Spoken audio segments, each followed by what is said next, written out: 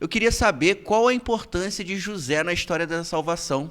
O que o pai adotivo de Jesus e o seu sim também mudou na história da humanidade. A gente reflete muito, né, sobre José, principalmente no Natal, né, e a gente vê a importância dele nesse sentido, mas até trazendo para a nossa fé mesmo como católico, o que o sim daquele homem, né, quando podia ter abandonado Nossa Senhora, mas escolheu dizer o sim para o projeto de Deus, o que isso transformou na história da humanidade? José é um caso único na Bíblia, né? José é o cara mais macho que tem na Bíblia. Porque o que aconteceu com ele, Tiago, vai contra toda a tradição anterior. Qual que era toda a tradição anterior? O que a gente vê no Antigo Testamento desde Adão e Eva? Que o homem toma a decisão e a mulher acompanha. Não é? Você vê que o pecado de Adão foi dar ouvidos à mulher. Não, a tradição bíblica, Sim. Ela é focada no homem, não é na mulher. Sim. Então Adão erra porque dá ouvidos à mulher. Aí você vê que tudo que vai acontecendo depois do Antigo Testamento é o homem que toma a frente e a mulher o acompanha. Quando você chega no Novo Testamento, Deus fala diretamente com uma mulher. E a mulher, que é Maria, dá o seu sim, já estando comprometida em casamento. Mas ela não vai lá participar, José, perguntar a opinião de José, nem o anjo vai, José, você topa? Não.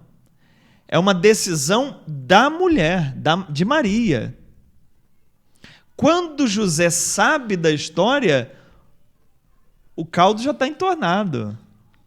Quando ele sabe da história, Maria já está grávida, já está. Então, assim, uma reviravolta, porque todos os textos do Antigo Testamento é o homem. A mulher é, inclusive, tratada como propriedade do marido. Tanto é que no Antigo Testamento o marido podia pedir o divórcio, a mulher não. Porque o marido é o dono dela.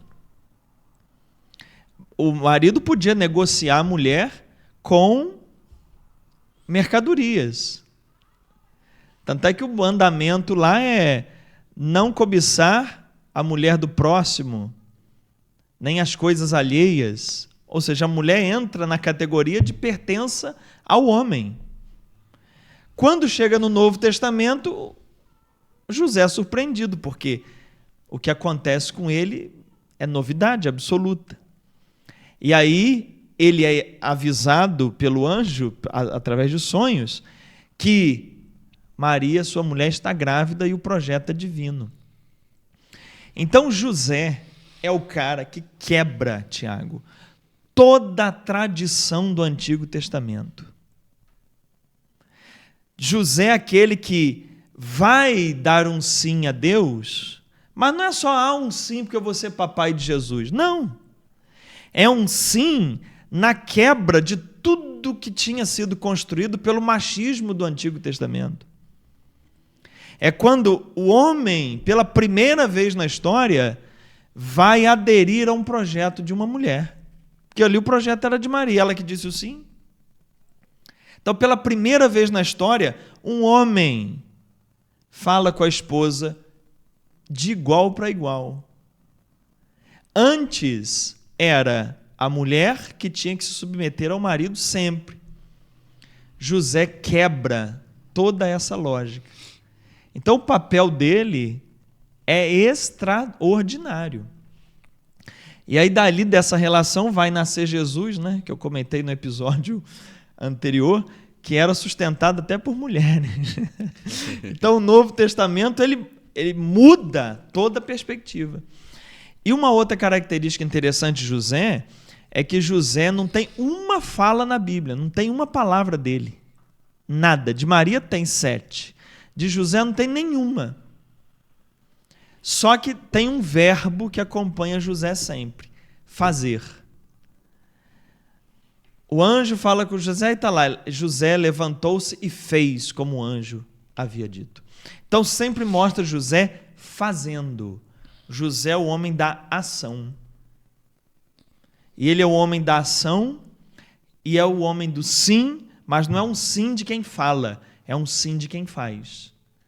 Então José é uma figura extraordinária. Que bonito, né? E é um exemplo para todos nós, né? Homens e pais também, de dedicação, de abrir mão dos seus sonhos para viver o projeto de Deus, né? Isso daí eu acho fantástico, né? E doar, né? E assumir a responsabilidade, né? Eu acho que isso é algo, uma característica de São José que me inspira muito, né? Algo que eu admiro muito. Sou suspeito a falar, né? Que é o padroeiro da minha paróquia, né? Então, então tá tudo explicado.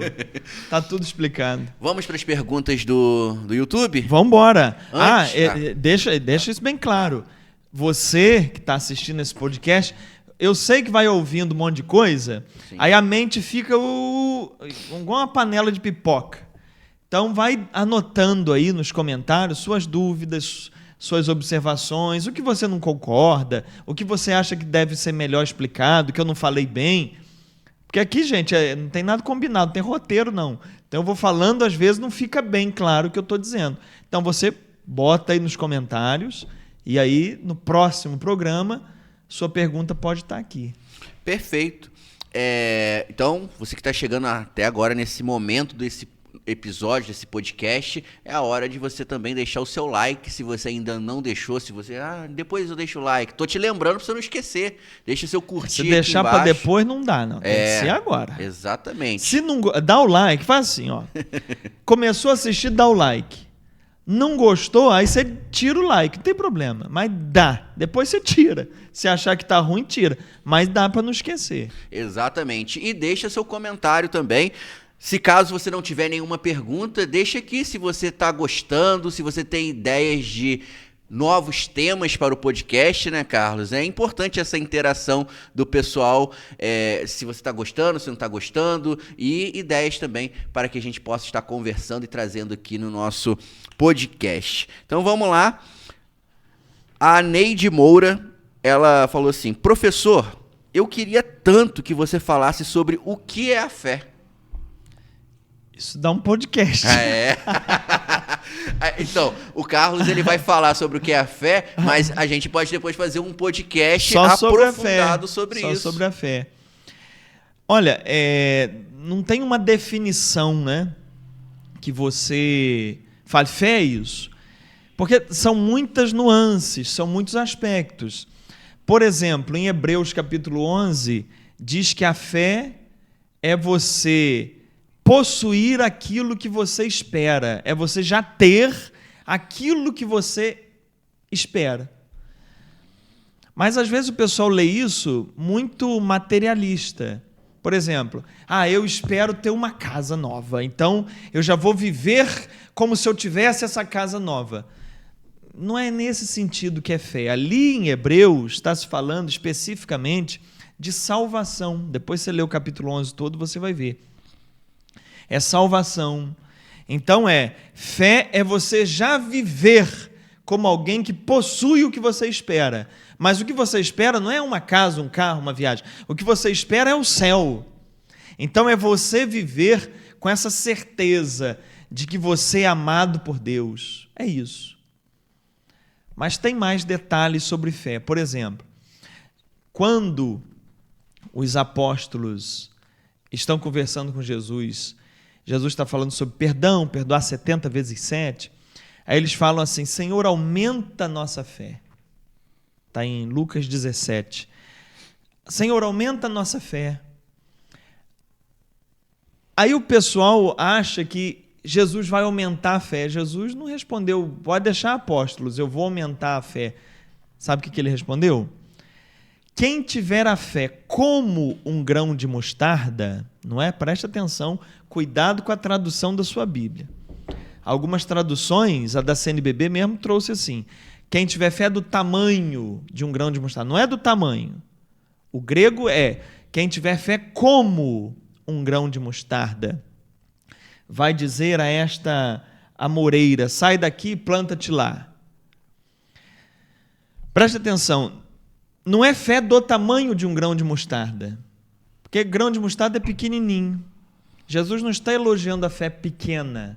Pelo contrário, quando Pedro demonstrou pouca fé, ele falou, homem de pouca fé. Jesus chamou a atenção dele. Não é que Jesus está elogiando a fé pequena, Jesus está dizendo o seguinte, aí você vai entender o que é fé.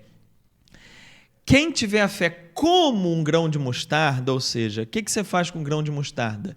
Naquele tempo, Jesus falando para agricultores, você planta, você rega, você cultiva, você cuida da terra, você protege para crescer aquele grão de mostarda. Em outras palavras, quando os apóstolos disseram, Senhor, aumenta-nos a fé, Jesus respondeu, não vou aumentar a fé de ninguém, não. A fé, quem aumenta é você.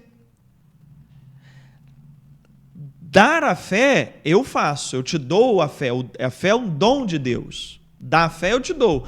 Agora, aumentar a fé, eu não vou aumentar. Aumentar a fé é você que aumenta. Se você trata a sua fé como um grão de mostarda. Você tem que plantar, você tem que regar, você tem que cultivar, você tem que cuidar. Então, fé é algo que você faz crescer. É algo que você cultiva. É algo que você alimenta. Fé é isso que você está fazendo aqui, ouvindo a palavra, lendo a Bíblia. Paulo vai dizer em Romanos capítulo 10, a fé vem pelo ouvir. Ou seja, você vai ouvindo a palavra e a fé vai aumentando. Então, fé é confiança,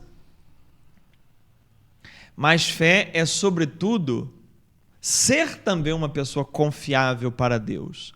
Fé é, sobretudo, você alimentar, é você crescer, é você se desenvolver.